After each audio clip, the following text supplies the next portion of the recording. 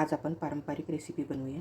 त्यासाठी तूर डाळ घेतलेली आहे, स्वच्छ धुवून घेतली आणि ही डाळ आता 2 तास भिजत ठेवणार आहोत। यामध्ये कोथिंबीर, कढीपत्त्याचे 7-8 पानं, अद्रकचा तुकडा हे घालूया, थोडे जिरे, अर्धा चमचा हळद, धने पावडर अर्धा चमचा, पाऊण चमचा तिखट, मीठ आपल्या चवीनुसार। ती थोडे पाणी घालूया वाटताना। हे आता मिश्रण छान वाटून झालेले आहे। पाणी उकळायला ठेवले, प्लेट यामध्ये ठेवली कारण ही आपण जी प्लेट ठेवणार आहोत ती पाण्यामध्ये बुडू नये म्हणून प्लेटला तेल लावून घेतलेले आहे।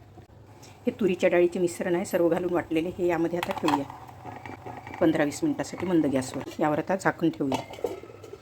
चाकूला चिकटले नाही याचा अर्थ हे झालेले आहे।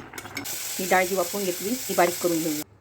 मोहरी, थोडे जिरे, 1 कांदा, लसूण, 1 चमचा तिखट, अर्धा चमचा गरम मसाला, 1 चमचा धने पावडर, 1 टमाटर आणि हे वाटलेले मिश्रण